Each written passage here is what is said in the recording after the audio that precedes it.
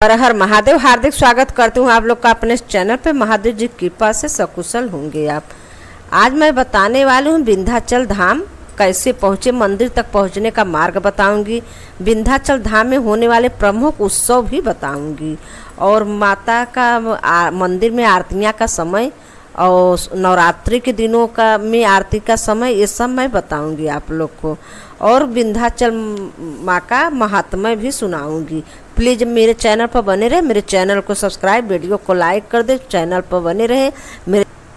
तो गाइज चलिए श्री विंध्याचल का महात्म्य आप लोग को सुना दूं। दुर्गा सप्तशती के अनुसार द्वापर युग में ब्रह्मा जी की प्रेरणा से योग माया ने गोकुल नगर में नंद यशोदा के घर जन्म लिया।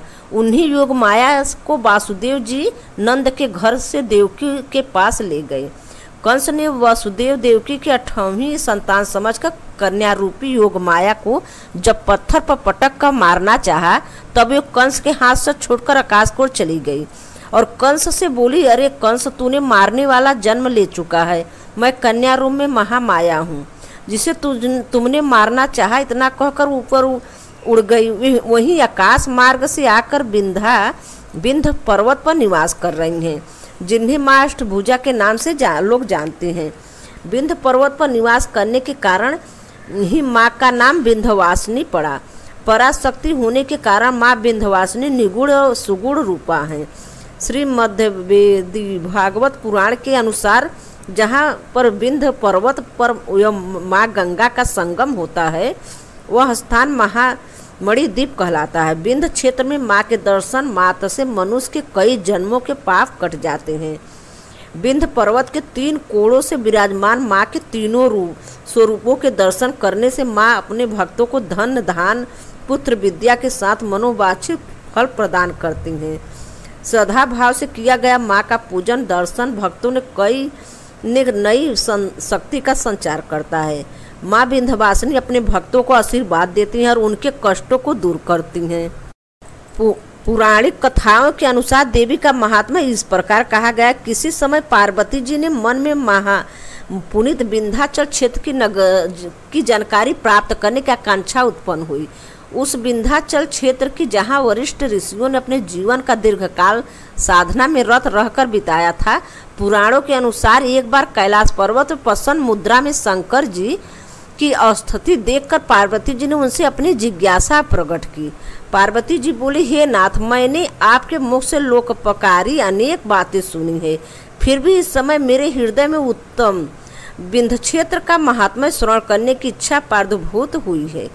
जहाँ देवी और देव देवी त्रिभुवन जननी भगवती विंध्यवासिनी अवस्थित है, जो श्रद्धा भक्ति से पूजना, आराधना या उपासना करने वाले अपने भक्तों को समस्त अभिलाषाओं को पूर्ण करती है, जो संपूर्ण चराचर जगत की धात्री अर्थात मात्र स्वरूपा हैं। आप कृपा करें मेरी उस इच्छा को पूर्ण कीजिए। प्रत शंकर जी ने कहा, हे देवी, आपने मुझसे वही बात पूछी जिसे कहने की इच्छा मेरे मन में बहुत पहले से विद्यमान था। इससे संपूर्ण संसार का उपकार होगा। इतना कहकर शिव जी विंध्य क्षेत्र के महात्म्य का वर्णन करने लगे। एक बार सनकादि ऋषि महर्षि गण ब्रह्मा जी के समीप जाकर उपस्थित हुए, जहाँ अनेक गंधर्व अप्सरा गान नृत्य कर रहे थे। नारद जी ऋषि गण वंदना कर रहे थे। वहाँ पहुंचकर सनकादि ऋषि महर्षिगण सभी ने ब्रह्मा जी को श्रद्धा भक्ति के साथ हाथ जोड़कर प्रणाम किया और ब्रह्मा जी प्रसन्न हो गए और उनके आने का कारण पूछा। सनकादि ने निवेदन किया कि हे जगत की कल्याणकारी, भक्तवत्सल, करुणा के सागर, भक्तों को कृपा दृष्टि रखने वाले गुरु और ईश्वर भी आप ही हैं, निगुण निराकार भी आप ही हैं। हम सभी आपको प्रणाम करते हैं। ब्रह्मा, हम लोग कलयुग के आगमन से भयभीत हैं। कलयुग में जहाँ पाखंड, आडंबर, छल छपट और कपट, राग, देश अधिक होगा, तहाँ अत्याचार, अनाचार, दुराचार के साथ धर्मचार का नग्न तांडव होगा। लोग अधर्म के तत्पर होंगे। परदर्शी पर द्रव्य का अपहरण होगा। पंचंग, परस्पर विरोध करने वाले बहुरूपीय मनुष्य होंगे। पुरुष तथा स्त्री का भेद, कुल वधू और नगर वधू में भेद नहीं रह जाएगा। कौन सी स्त्री है और कौन किसका पुरुष है, यह भेद नहीं रह जाएगा। स्त्री की आज्ञा बिना किसी काम को पुरुष नहीं कर सकेंगे। घर में जो बलवान होगा वही स्वामी होगा। ब्राह्मण, क्षेत्र, वैश्य तथा शूद्र चारों वर्ण मलेच्छों जैसा आचरण करेंगे। आहार विहार, आचार व्यवहार और तथा संस्कार सब दूषित हो जाएंगे। इतवे हे ब्रह्मा, हम सबके निवास योग्य कोई स्थान बताइए जहाँ हम सबके मन का समन हो, जहाँ हम सब रहकर स्वयं तपस्या कर सकें, जहाँ पर कलयुग की प्रयुक्त बाधाएं व्यवधान न हो तथा सत्य की अभिवृद्धि हो और जहाँ कलयुग का प्रवेश न हो सके, ऐसे स्थान को बतलाने का कष्ट करें। ऋषियों की बात सुनकर ब्रह्मा जी ने कहा, मैं एक ऐसा स्थान बतलाता हूँ जहाँ कलयुग की छाया भी नहीं पहुँच सकती। आप लोग मेरे चक्र को लेकर जाइए और वह चक्र जहाँ रुक जाए वहीं नैमिषारण समझिए। ब्रह्मा जी के कथनानुसार ऋषियों ने द्वारा ले जाया गया चक्र जहाँ रुक गया वहाँ ऋषिगण नैमिषारण समझकर निवास करने लगे। एक बार पुराण वेता व्यास जी के शिष्य सूत जी भ्रमण करते हुए वहाँ पधारे। शौनकादि ऋषि ने सूत जी से कहा कि आप लोग तो पुराणों के मर्मज्ञ हैं, अथवा हमें वैसी कथा सुनाए जिसके सुनने से भूतलवासी कलयुग के भय युक्त रह सकें। श्री सूत जी के मुख से उनकी अनेक कथाओं को सुनने की पश्चात मुनियों ने उनसे विंध्याचल महात्म्य सुनाने का अनुरोध किया। मुनियों के आग्रह को स्वीकार कर सूत जी ने उन्हें इस प्रकार से कथा सुनाई। किसी समय महर्षि नारद भ्रमण करते हुए बद्री का आश्रम जा पहुंचे। वहां भगवान नारायण की अपनी स्तुति से प्रसन्न करके अपने आने का कारण बताते हुए नारद जी ने कहा, भगवान मैं संपूर्ण सिद्धदात्री विंध्यवासिनी देवी का महात्मा को सुनना चाहती हूँ। भगवान श्री नारायण भी नारद जी के इस प्रश्न को सुनकर प्रसन्नचित हो विंध्यवासिनी देवी का महात्म्य का वर्णन करने लगे।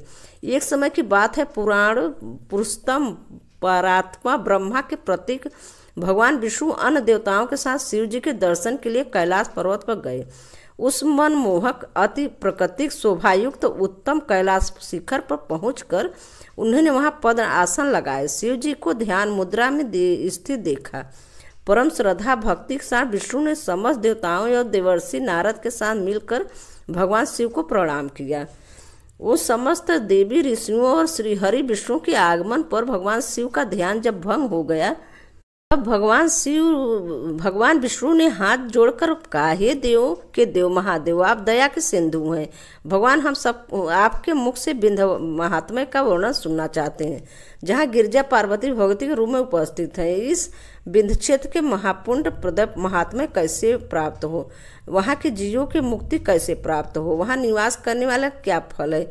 इस क्षेत्र का महान पुण्य हो वाले जो तीर्थ स्थान को पुण्यशाली क्षेत्र है, उनकी गतिविधि तथा तीर्थ स्थलों की विवेचन करके कृपा करे। भक्तों का अनुग्रह करने वाली भगवती विंध्यवासिनी उस विंध्य क्षेत्र के समीप कैसे स्थित हुई, वह वहाँ कैसे और सेवकों को दासों की रक्षा करती हैं। विंध्य क्षेत्र के बृहद यात्रा किस मास में करनी चाहिए, इन सबको विस्तार पूर्वक कहिए। विष्णु जी की प्रार्थना को सुनकर शिव जी अतिशय प्रसन्न होकर मेघ के समान गंभीर वाणी में बोले, विंध्य क्षेत्र की महिमा असीम है। पहले इससे संबंध में जितना भी कहा जाए वह थोड़ा है, फिर भी मैं अपने विवेकानुसार कुछ भी जानता हूँ उसे आपको बता दे रहा हूँ। माँ भगवती का निवास स्थल होने के यह पवित्र क्षेत्र पृथ्वी मंडल प्रसिद्ध है। वह मंगल प्रदाता और कली के दोष से रहित है। मनुष्यों को जो फल दान यज्ञ तप आदि कर्मों से भी नहीं मिलता, वही फल सहज ही वहाँ के निवासियों को भगवती के दर्शन मात्र से उपलब्ध हो जाता है। वहाँ की स्थिति महामाया भुक्ति और मुक्ति को देती है। अब मैं आप लोगों को वहाँ के तीर्थ स्थानों का विवरण बताता हूँ। शिव जी ने उस समय जो वर्णन किया उसी के आधार पर जैसे जैसे समय काल और स्थान का नाम पड़ता गया, वैसे वैसे ऋषि मुनियों ने विद्वानों ने विंध्य क्षेत्र का वर्णन कई तरह से किया। वर्तमान काल युग कलयुग के समय विंध्याचल धाम का महात्म्य बहुत बढ़ा और प्रसिद्ध हो गया।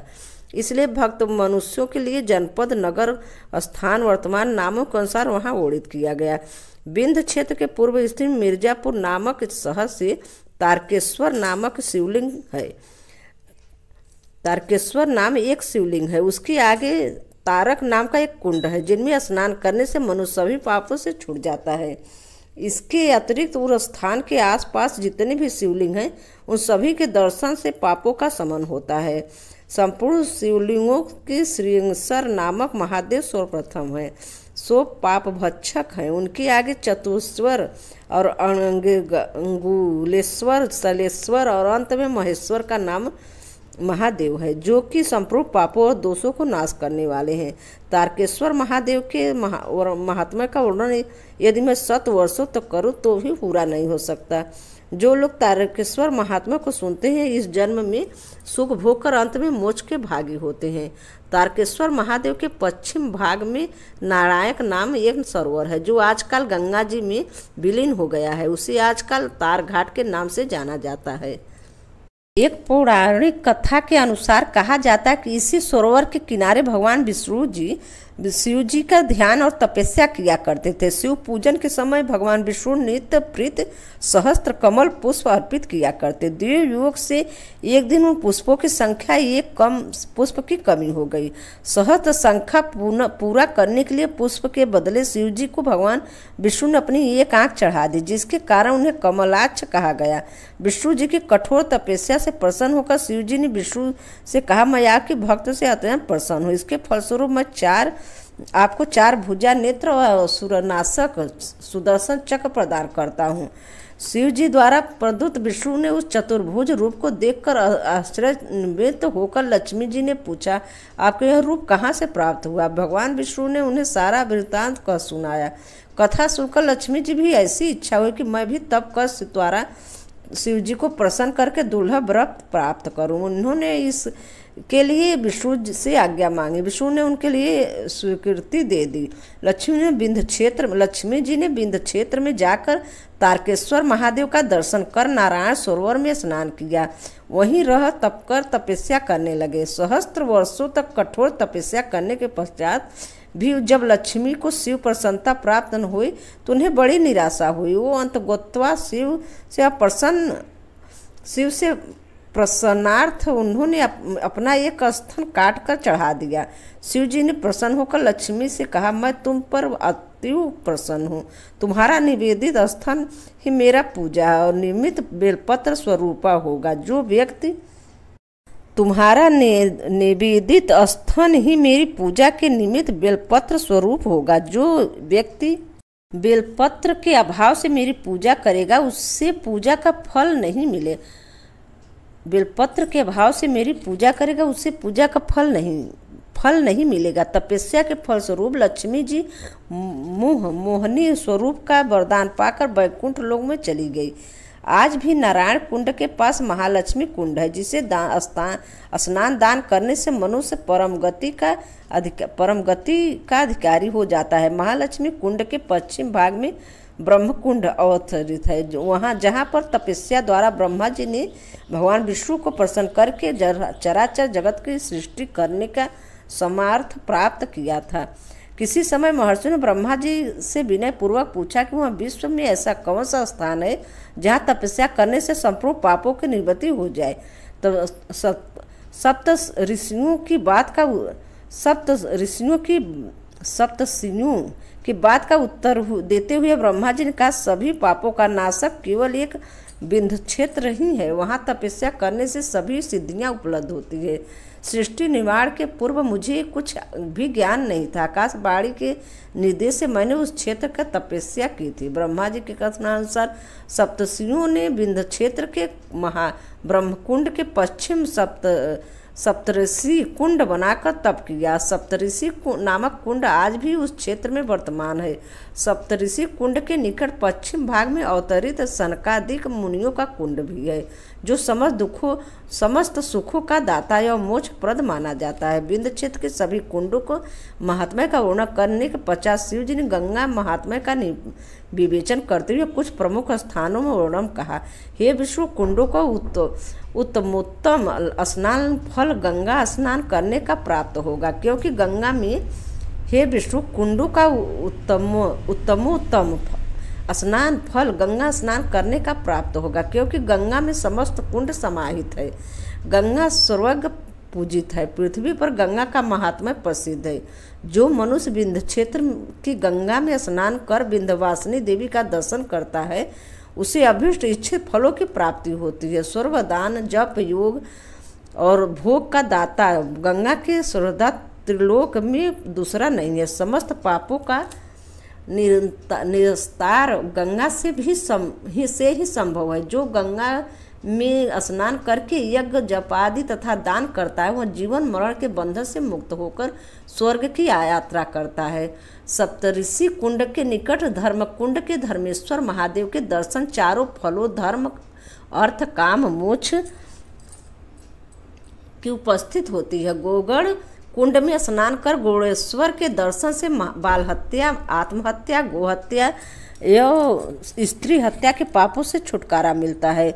गोगढ़ कुंड के पश्चिम भाग में मस्त इंद्र, गोरक्ष, बालनाथ, शिलागोट, चिपटी, कपटी, अभैरो, अघोरनाथ, मनमथन, महानाथ और इन सब योगेश्वरों के कुंड बनाकर तपस्या की थी। उनके नामों से सभी कुंड प्रसिद्ध है। जो कि व्यक्ति विंध्य क्षेत्र में तालाब, बावली और कुंड कूपादि का निर्माण करवाते हुए संपूर्ण पापों से मुक्त हो जाते हैं। इसी प्रकार पुनोदा नदी में स्नान भाद्रपद शुक्ल द्वादशी तिथि को नागकुंड में स्नान कर जो वामन भगवान का व्रत करते हुए ब्राह्मणों को अन्नदान देते हैं वे अश्वमेध यज्ञ का फल को पाते हैं। मैं बताऊंगी विंध्याचल के कुछ दर्शनीय स्थल बताऊंगी, जो कि विंध्याचल कैसे पहुंचते हैं इसके बारे में बताऊंगी। कहाँ पे है, कैसे आना है, ये सब मैं बता। विंध्याचल में पहुंचकर विंध्याचल में माँ के दर्शन के लिए यात्रियों को रेलगाड़ी द्वारा यात्रा करने पर विंध्याचल स्टेशन पर उतरकर जाना पड़ता है। यह स्टेशन मुगलसराय इलाहाबाद की बड़ी लाइन में मिर्जापुर से आगे पड़ता है। मिर्जापुर विंध्याचल जाने के लिए वाराणसी इलाहाबाद से बस द्वारा भी जाया जा सकता है। वाराणसी से ये बस सेवा पीली कोट जो कि गोलगट्टा से मिलता है। अब तो कैंट बस स्टैंड से बस अड्डे से ही भी हर आधे एक घंटे में मिर्जापुर विंध्याचल के लिए बसें आसानी से मिलती है, जो सीधा कछवा रोड, औराई, माधो सिंह रोड, मिर्जापुर पुल से होते हुए विंध्याचल धाम मात्र 1.5 से 2 घंटे तक पहुंचा देती है। कुछ लोग मिर्जापुर में ही उतरकर अपनी सुविधानुसार ऑटो के आदि से विंध्याचल पहुंचते हैं। विंध्याचल के आने के लिए काशी वासियों के विशेष सुविधा है। कोई भी व्यक्ति दिन भर में दर्शन कर पुनः सायकाल वाराणसी वापस आ सकता है। चैत्र नवरात्र के और शनि नवरात्र के दिनों में विंध्याचल देवी के दर्शन के लिए लाखों लोगों की संख्या में लोग परिवार के साथ जाते हैं। दर्शन के पश्चात वापस लौट आते हैं। नवरात्र के अलावा सावन के महीने में भी वाराणसी और अन्य शहरों से लोग विंध्याचल जाते हैं। वहां मां के दर्शन के बाद त्रिकोण यात्रा पूरी करते हैं। बहुत से भक्तगण अपने शहर से ही होकर पैदल यात्रा करके विंध्याचल पहुँचते हैं। त्रिकोण परिक्रमा करने के लिए राजस तामस से 3 प्रकार की त्रिकोण परिक्रमा करने की प्रथा है। सात्विक त्रिकोण परिक्रमा माष्टभुजा से शुरू की जाती है। राजस त्रिकोण परिक्रमा माँ विंध्यवासिनी देवी का दर्शन करने की शुरू की जाती है, जबकि तामस त्रिकोण परिक्रमा माँ काली खोज से शुरू की जाती है, जो त्रिकोण परिक्रमा जहाँ से आरंभ की जाती है वहीं पहुंचकर समाप्त होती है। त्रिकोण पर यात्रा के समय ध्यान देने की बात है कि यह परिक्रमा सदैव अपने दाहिने हाथ के तरफ स्थित देवी देवताओं के दर्शन करते हुए आगे बढ़ते हुए पूर्ण की जाती है। मंदिर के नीचे ही भागीरथी का धारा प्रभावित होती है। त्रिकोण यात्रा प्रारंभ करने से पूर्व गंगा स्नान और विंध्यवासिनी देवी के दर्शन करना चाहिए। त्रिकोण यात्रा प्रारंभ करने के पूर्व गंगा स्नान और विंध्यवासिनी देवी के दर्शन करना चाहिए। मंदिर के निकटस्थ देवों का दर्शन कर वहां से लगभग 1 किलो दूरी पर काली जी की मंदिर है, जिसे काली खो के नाम से जाना जाता है। वहां से थोड़ी ही दूरी पर श्री भैरव जी का मंदिर है, जहां दर्शन के उपरांत पहाड़ में बनी 151 सीढ़ियाँ चढ़कर पर्वत पर जाना पड़ता है। पहाड़ पर चढ़ने के बाद लगभग 1/4 मील की दूरी पर गेरुआ तालाब और श्री कृष्ण भगवान का मंदिर है। वहां से कुछ ही दूरी पर मोतिया तालाब स्थित है। यह तालाब पानी को रोककर बनाया बनाया गया है। तत्पश्चात 2 फलांग की दूरी पर 52 सीढ़ियां नीचे उतरने पर सीता कुंड मिलता है। सीता कुंड से 4 मील की दूरी पर पूर्व की ओर परम्बा जगदम्बा अष्टभुजा देवी का मंदिर है। वहां से उतरने पर रास्ते में पूर्व की ओर ही भैरव कुंड पर्वत के नीचे मंगला गौरी तथा वहां से 2.5 फलांग की दूरी पर श्री रामेश्वर जी का मंदिर है। रामेश्वर जी के मंदिर से लगभग 1.5 फलांग के अंतर श्री तारा देवी का मंदिर है। यहाँ स्थान रामगया के नाम से प्रसिद्ध है। भक्तजन यहाँ पर गंगा स्नान का लाभ उठाते हैं। यहाँ से आगे बढ़ने पर शिवपुर नाम का बाजार के पूर्व भाग में श्री संकटा देवी का मंदिर निर्मित है, जिसे जनसाधारण सुरवा का इमली के नाम से भी जानते हैं। विंध्याचल देवी के दर्शनार्थ आते समय रास्ते में हनुमान जी और भैरव जी का दर्शन करने के पश्चात ही विंध्यवासिनी देवी का दर्शन करना चाहिए। इस प्रकार विंध्याचल देवी के दर्शन करने का त्रिकोण यात्रा की सफल समाप्ति होती है।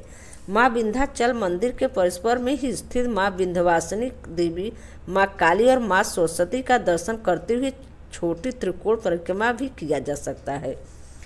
माँ विंध्याचल मंदिर के परिसर में ही स्थित माँ विंध्यवासिनी देवी, माँ काली और माँ सरस्वती का दर्शन करते हुए छोटी त्रिकोण परिक्रमा भी किया जा सकता है। सीता कुंड मंदिर में अष्टभुजा देवी मंदिर से थोड़ी दूर पर है। वहाँ का जल स्रोत है, जिसका जल वहाँ कुंड में इकट्ठा होता है। मान्यता है इस कुंड में सीता जी के स्नान में किया था, जिस कारण इस कुंड का नाम सीता कुंड पड़ा। इस कुंड का जल पीने से कुछ मीठा लगता है। स्वास्थ्य लाभ के लिए इस कुंड के जल को जो लोग पीते हैं उन्हें बहुत लाभ मिलता है। कुंड के पास ही राम, सीता, लक्ष्मण जी का प्रतिमाएं है। वहीं दूसरी ओर दुर्गा जी का प्रतिमा विराजमान है। इस कुंड में जल हमेशा मिलता है, कुंड कभी सूखता नहीं, ऐसी मान्यता है। और माँ काली कंकाल मंदिर के विंध्याचल रेलवे स्टेशन से 5 किलोमीटर आगे बिरोही नामक स्टेशन है, जहाँ पर केवल पैसेंजर सवारी गाड़ी ही रुकती है। पैसेंजर सवारी गाड़ी ही रुकती है। उस स्थान का नाम अकोड़ी अग्रोधपुर है। गांव के बीच में माँ कंकाल काली का सुंदर मंदिर है स्थित है। पत्थर की प्राचीन मूर्ति इस प्रकार से तराशी गई है, जिसे देखने में माँ कंकाल का दर्शन होता है। भक्तों के सभी मनोरथ पूर्ण करने वाली माँ काली यहाँ पर अपने अद्भुत रूप से विराजमान है। ऐसी प्रतिमा अन्य कहीं भी देखने को नहीं मिलती। लोगों का ऐसा मानना है कि माँ जितनी बार दर्शन किए जाए, हर बार अलग अलग रूप में दिखाई पड़ती हैं। पश्चिम बंगाल से भारी संख्या के भक्तगण यहाँ दर्शन के लिए आते हैं। एक पौराणिक कथा की बिरही स्टेशन में 1 किमी पूर्व एवं गंगा नदी के मध्य पंपासुर नामक समृद्धिशाली एक नगर बसा था, जहाँ माँ कंकाल काली का विशाल मंदिर स्थित था। माँ कृपा से संपूर्ण नगर खुशहाल था। लोग माँ के पूजा हवन किया करते थे। दुर्भाग्यवश में माँ हवन कुंड में एक बालक ने भूलकर शौच कर दिया, जो श्रवण के परिवर्तन हो गया। यह देखकर नगरवासियों ने अपने बच्चों को हवन कुंड में शौच कराकर सोना पानने की होड़ मच गई। तभी एक बुद्ध ब्राह्मण भक्त ने देखा कि एक बिल्ली अपने बच्चों को मुंह में दबाए पहाड़ के ऊपर भागी चली जा रही है। ब्राह्मण को अनिष्ट होने की आशंका हुई। तब उसने अपने पूरे परिवार से नगर छोड़ने की बात कही। ब्राह्मण घर के कुछ आवश्यक सामानों को बांधकर सभी को साथ लेकर नगर छोड़कर निकल पड़ा। जब वह नगर की सीमा पार कर गया, तभी उसने देखा कि पूरे गांव में धूल की वर्षा होने लगी और पूरा नगर धूल से ढक गया। कुछ ही देर में पूरा नगर उसी धूल में विलीन हो गया। उक्त स्थान पर कोई भी आज भी खुदाई करने पर नगर की अवशेष मिलते हैं। उक्त स्थान पर आज भी खुदाई करने पर नगर के अवशेष मिलते हैं। खुदाई के दौरान माँ कंकाल काली की दुर्लभ प्रतिमा मिली थी, जो कि आज अकोढ़ी गांव में स्थापित है। अकोढ़ी गांव से 1 किलोमीटर दूर गौरी शंकर का मंदिर स्थित है, जहां पर हर साल मेला लगता है। लोगों को मानना है कि उक्त मंदिर के स्थान पर एक आक्रोश नाम का मुनि ने की थी, जबकि कुछ अन्य लोगों की मान्यता है कि बीच में नदी स्थित कोटेश्वर नाथ महादेव की स्थापना अक्रोध मुनि ने की थी। जब गांव में वर्षा नहीं होती, सूखा पड़ता है, तब गांव के लोग वर्षा की कामना से गौरी शंकर देवता की पूजा अर्चना करते हैं। तब उनकी कृपा से निश्चिंत वर्षा होती है। रामेश्वर महादेव विंध्याचल से मात्र 1.5 किलोमीटर किलोमीटर दूर रामेश्वर महादेव जी का मंदिर है। इस मंदिर में शिवलिंग का स्थापना भगवान श्री राम के द्वारा की गई है। यह शिवलिंग बड़े आकार का है। ऐसा बड़े आकार का शिवलिंग प्राय देखने को नहीं मिलता। जहाँ शिवरात्रि के अवसर पर मेला लगता है, यहाँ दूर दूर से लोग दर्शन करने के लिए आते हैं। सावन के महीने इस शिवलिंग पर जलाभिषेक का विशेष महत्व है।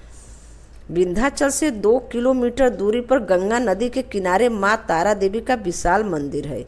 यहाँ पर तांत्रिक या अधोरोपद के लोगों को हमेशा भीड़ लगी रहती है। मान्यता कि उमा गौरी सती के रूप में शिव की अर्धांगिनी है। प्रजापति दक्ष के यज्ञ के पूर्व सती रूप में उन्होंने शिव के सामने अपने आप को 10 रूपों में प्रकट किया था। उनकी 10 रूप महाविद्याओं के नाम से प्रसिद्ध है। काली, तारा, बंगला, छिन्नमाता, भुवनेश्वरी, मातंगी, षोडशी, धूमावती और त्रिपुर सुंदरी और भैरवी। और प्रेतशिला तारा मंदिर के पास गंगा के लहरों के बीच एक छोटा सा ढीला पहाड़ जैसा दिखाई पड़ता है, जिसे प्रेतशिला कहा जाता है। यहाँ पर लोग अपने पितरों का पिंडदान करने आते हैं। ऐसी मान्यता है कि भगवान श्री राम भी यहाँ आए थे और अपने पितरों के यहाँ तर्पण किया था। इसी के आधार पर लोग यहाँ आकर पितरों का तर्पण किया करते हैं। इस शिला को प्रेत शिला क्यों कहा जाता है, इसकी जानकारी नहीं है। भैरव कुंड अष्टभुजा मंदिर के पास पहाड़ की तलहटी में भैरव कुंड नाम का स्थान है, जहाँ पर 12 मास झरना बहता रहता है। इसका जल पीने में मीठा लगता है। यहाँ पर भैरव बाबा की मूर्ति है तथा पास में ही एक पत्थर पर श्री यंत्र बना हुआ है। एक कथा के अनुसार भैरव कुंड के पास भैरव बाबा की प्राचीन मूर्ति स्थापित है। लोग कहते हैं कि भैरव बाबा की पूजा करते समय पूर्व के पुजारी द्वारा यहाँ पर रखे गए नर मुंड आपस में टकराने लगते थे। ऐसा सुना जाता है कि वहाँ ऐसा कुछ नहीं होता। लोग दर्शन के लिए मंदिर में जाते हैं। दूसरी अन्य कथा के अनुसार प्राचीन समय भैरव कुंड का पानी एकदम सूख गया था, इसलिए वहाँ के पुजारी को बाबा के स्नान पूजा करने के लिए पानी के अभाव के कारण बहुत परेशानी का सामना करना पड़ता था। कुंड में पानी न होने के कारण पुजारी जी रोज भोर में सीता कुंड जाकर स्नान ध्यान कर वापस पानी लेकर लौटते थे। एक दिन समय के भ्रम के कारण आधी रात में ही सीता कुंड पहुँच गए तो देखते हैं कि वहाँ का विशालकाय शरीर और लंबी चोटी वाले कई सत कुंड में स्नान कर रहे हैं, जिनको इन्होंने कभी नहीं देखा था। अचानक एक संत की नज़र इन पर पड़ी तो वे बोले, तुम यहाँ कैसे आ गए? ये तो हम लोगों का स्नान का समय है। तब पुजारी बोले, भैरव कुंड का जल सूख गया है, पूजा पाठ में प्रतिक्रम हो रहा है, इसी कारण पर यहाँ स्नान करने और जल लेने आता हूँ। संत ने कहा, भैरव कुंड में अमुक पत्थर को हटाओ, उसके नीचे जल है, जाओ अब यहाँ इस समय कभी मत आना। संत द्वारा बताए गए अमुक पत्थर को हटाते ही कुंड में जल का स्रोत बहने लगा, जो आज तक अविरल बहता रहता है। विंध्याचल के 1 किलोमीटर पूर्व की ओर लाल भैरव का मंदिर है। यहाँ लाल भैरव की विशाल प्रतिमा है। ये विंध्याचल के कोतवाल इन्हें लोग प्रसाद के रूप में नींबू, काला गंडा, माला, फूल आदि चढ़ाते हैं। मच्छदरा कुंड अष्टभुजा में एक सरकारी डाक बंगला है, उसी के नीचे होकर मच्छदरा कुंड जप किया जाता है। मच्छदरा कुंड तक जाया जाता है। इस कुंड का जल काफ़ी स्वच्छ और शीतल है। पिकनिक की दृष्टि से लोग यहाँ जाते हैं। यह सुंदर स्थान है। यहाँ पर गेरुआ तालाब, यहाँ पर भगवान श्री कृष्ण का मंदिर है। वहीं पर पास में तालाब है जिसे गेरुआ तालाब कहते हैं। यहाँ स्थान घूमने जाने वाले के लिए बहुत अच्छा है। यहाँ पर अष्टभुजा के डाक बंगले वाली सड़क से होकर पहुँचा जाता है। मोतिया तालाब, यहाँ पर भगवान शंकर का बड़ा मंदिर है। पास ही हनुमान जी का भी अति प्राचीन मंदिर है। मोतिया तालाब गेरुआ तालाब से 1 किलोमीटर आगे जाने पर मिलता है। यह प्रकृति की छठा अनुपम। पहले तो मैं बता दे रही हूँ मंदिर तक पहुँचने का मार्ग। मुख्य मंदिर तक पहुँचने के लिए कई रास्ते हैं। मुख्य रास्ता विंध्याचल पहुँचकर नई और पुरानी VIP थानावली गली, पक्का घाट की गली में चामुंडा गली बोला जाता है और चौपूरा गली बोला जाता है। बंगाली चौराहे से होकर फतेहपुर की गली होते हुए पहुंचा जा सकता है। मंदिर में जब मिर्ज़ापुर पहुंच जाए पुल के से और आप विंध्याचल जाने के लिए बैठेंगी अपने, अगर अपन खुद का 4 व्हीलर है, खुद का है, अगर बस से उतर रहे हैं तो फतेहपुर की गली होते हुए पहुंचा जा सकता है। मंदिर में भक्त के मंदिर वहाँ पहुंचकर आप को कोई भटकना नहीं है, बस केवल कहीं भी है मिर्ज़ापुर पुल पे आ गई। और फिर विंध्याचल जाने के लिए आपका खुद का है, खुद का गाड़ी है, तो आप विंध्याचल जाने वाले रास्ता से आप लोग जाइए और वहाँ से होते हुए आप विंध्याचल जब पहुँच जाएंगे तो वहाँ ढेर सारे आप जाइए, विंध्याचल माँ के धाम में पहुँच जाएंगी। भक्त मंदिर में चुनरी, हर गली में चुनरी, नारियल, माला, फूल, लाचेदाना, सूखा मेवा पैकेट का मिलता है। रोरी, रक्षा, धूप, दीप, धूपबत्ती, लाई, दाना आदि लेकर प्रसाद रूम में चढ़ाते हैं। समय समय मंदिर के अंदर नारियल फोड़ने की पहले फोड़ा जाता था, लेकिन अब मना ही है, नारियल नहीं फोड़ा जाता। भक्त नारियल चढ़ाकर वापस ले जाते हैं, जबकि स्थानीय निवासी और अन्य बहुत से भक्त यह मानते हैं कि माँ के चरणों में सिर झुकाकर सिर्फ दर्शन मात्र से मनोवांछित फल प्राप्त होता है, क्योंकि माँ तो भक्तों को कल्याण करने वाली होती हैं। शरद ऋतु, गर्मी, बरसात या सर्दी का मौसम हो, यहाँ पर 12 महीने माँ के दर्शन हेतु दर्शनार्थियों को भारी भीड़ पहुँचती है। लेकिन चैत्र मास और अश्विनी मास के नवरात्र में दर्शन करने वाले संख्या लाखों होते हैं। देश के अलग अलग क्षेत्रों के कोने कोने में श्रद्धालु माँ के चरणों में शीश झुकाने आते हैं। सावन के महीने पूरे महीने भी यहाँ यात्री दर्शन या त्रिकोण परिक्रमा करते हैं और वैसे यहाँ कहा जाता है कि अति सख्त योगिती न होगी तो यहाँ भक्त और दर्शनीय का भीड़ हमेशा उन्हीं की माँ की कृपा से ही लगती है। यहाँ माँ का दर्शन मुख्य मंगलवार को, पूर्णिमा को, अष्टमी, नवमी को ज़्यादा भीड़ रहती है और गाइस भीड़ यहाँ कभी कम ही नहीं होती। मंगलवार और वो पूर्णिमा कोई भी मतलब हर महीने का पूर्णिमा, मंगलवार और अष्टमी, नवमी ये तो भीड़ रहता ही है। ये तो लोग नियम वाले होते हैं कि मतलब हर मंगलवार को पहुंचना है, हर पूर्णिमा को पहुंचना है, अष्टमी नवमी कोई कर रहा है तो अष्टमी नवमी को पहुंचना है। लेकिन माँ के दर्शन के लिए कोई दिन नहीं है, हर दिन आप आ सकते हैं, दर्शन कर सकते हैं। कोई बात नहीं कि 21 दिन जाएं, आप कोई भी दिन माँ का कृपा हर दिन बरसता है।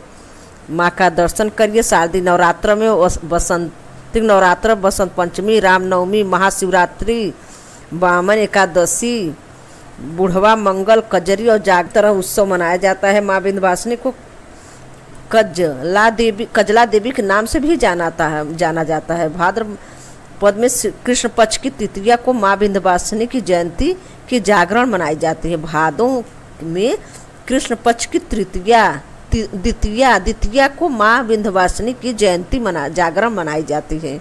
आरती का समय माँ के अगर आप 12 बजे के पहले ही सुबह में दर्शन के जा रहे हैं तो 12 बजे के पहले ही आप अगर दर्शन कर लेंगे नहीं, 12 बजे के बाद 1:30 बजे तक तो बंद रहेगा। इसे एक झटका जैसे सब लोग सुबह से ही दर्शन करते हैं 3 बजे भोर से ही। तो पहले अच्छा आरती बता दूं, मंगला आरती आपका 4 बजे भोर से 5 बजे तक होता है और शयन आरती दोपहर 12 बजे से 1:30 बजे तक होता है और संध्या आरती साय 7:30 बजे से 8:30 बजे तक, निशा रात्रि 9:30 बजे से 10:30 बजे तक। देवी इन सभी आरतियों के समय मंदिर भक्तों के दर्शन कर सकते हैं और नवरात्रि के दिनों में आरती के समय भक्तों दर्शन नहीं कर पाते, क्योंकि मंगला आरती में 3 बजे से 4 बजे तक और दोपहर 12 बजे से 1 बजे तक, संध्या 7 बजे से 8 बजे तक, निशा आरती 9:30 बजे से 10:30 बजे तक। नवरात्र सिर्फ आरती के समय मंदिर भक्तों के दर्शन हेतु बंद किया जाता है, क्योंकि बहुत ज़्यादा भक्तगण बहुत ज़्यादा भीड़ रहती है, तो कोई मतलब भगदड़ हो जाएगा, इसलिए बंद रहता है। नवरात्रि में दर्शन नहीं कर पाते और श्रद्धालु अगर कोई आके वहाँ अच्छे बहुत अच्छा बना है, आप रह भी सकती हैं वहाँ पे अपना 2-4 दिन। कहीं दूर से अगर आए हैं तो आप 2-4 दिन वहाँ रह भी सकती हैं, इतनी व्यवस्था बन गया है विंध्याचल में। तो गाइज चलिए श्री